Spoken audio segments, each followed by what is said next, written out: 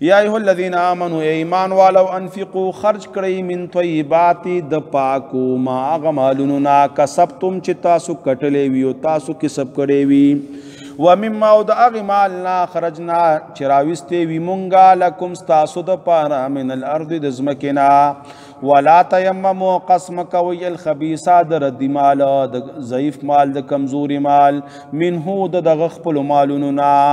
تنفقونا چې تاسو خرج کړئ هغه ردي مال ولستم او حال دا دی چې نه تاسو بآخذیه اخیستونکي هغې لره الا مگر ان تغمدو فی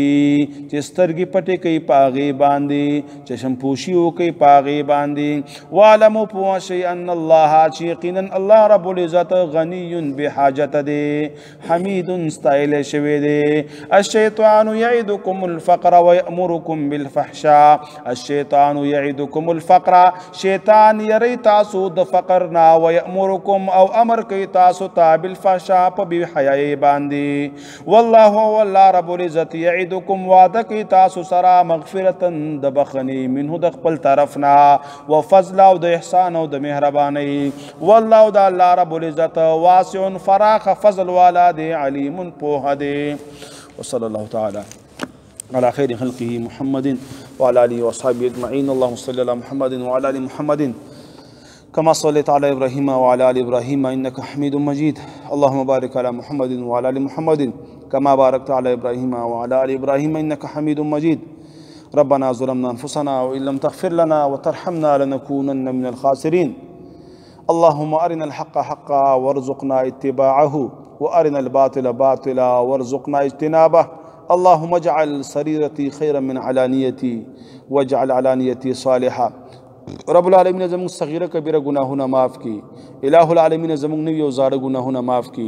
رب العالمین دا ملګری دی کم ملګری سه حاجتمند وي سه مشکلی وي سه قرضدار وي الہ العالمین دې ټول ملګرو په زړونو باندې او علیم بذات الصدور ته په هر څه باندې خبردار ذاتی الہ العالمین د دوی مشکلات حاجتونه او ضرورتونه د خپل خزانونو پوره کی رب العالمین دې ملګرو کې کم ملګری بیمار وي کور کې بیماری وي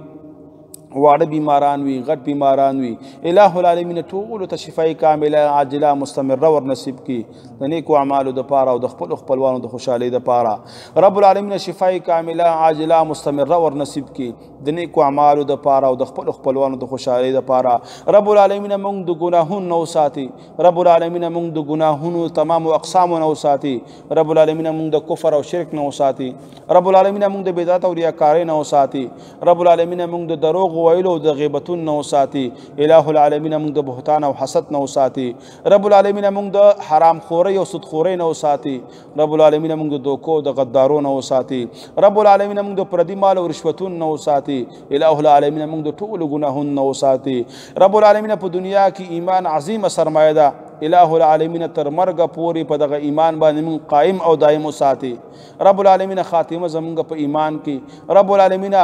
مرګ پورې موږ ته ایمان نصیب کی او چې کله مرګ راځي د مرګ نه مخکې زمونږ مغفرت نصیب کی رب العالمین داسې اعمال او اخلاق راته نصیب کی چې ته رانه خوشحاله او ستا رسول الله نه خوشحاله وي الہ العالمین داسې اعمال او اخلاق موږ ته نصیب کی چې زمونږ باره کې د جنت فیصله وشي الہ العالمین داسې اعمال او اخلاق نه موږ بچ وساتي چې په هغې باندې ته خوشحالېږي ته خفه کېږي او ستا رسول پې خفه کېږي الہ العالمین دا اعمال او اخلاق نه موږ بچ وساتي چې د هغې په وجه باندې موږ د جهنم مستحق ګرځو رب العالمین موږ ته دعا چل نه راځي رب العالمین موږ ته دعا طریقه نه راځي نبی پاک علیه الصلاة والسلام چې د امت دپاره کمې د خیر دعاګانې غوښتي الہ العالمین موږ هغې ته ډېر محتاج یو یا الله برپور حصه هغې کې زمونږ وکړي رب العالمین هغه دعاګانې زمونږ په حق کې قبول کړي نبی پاک علیه الصلاة والسلام چې څه نه پناه غوښتې ده رب العالمین موږ ته د هغې نه پناه را نصیب کړي رب العالمین مرګ به راځي مرګ د ایمان سره موږ ته نصیب کړي رب العالمین خاتمه زمونږ په ایمان کې مرګ د شهادت راته نصیب کړي چې کله مرګ راځي رب العالمین د مرګ نه مخکې داسې توبه راته نصیب کړي چې هغې سره زمونږ ټول ګناهونه معاف شي او رب العالمین چې کله مرګ راځي نو آخري وینا زمونږ په زبان باندې دا راولي چې لا اله الا الله محمد رسول الله صلی الله تعالی على خير خلقه محمد وعلى اله وصحبه اجمعين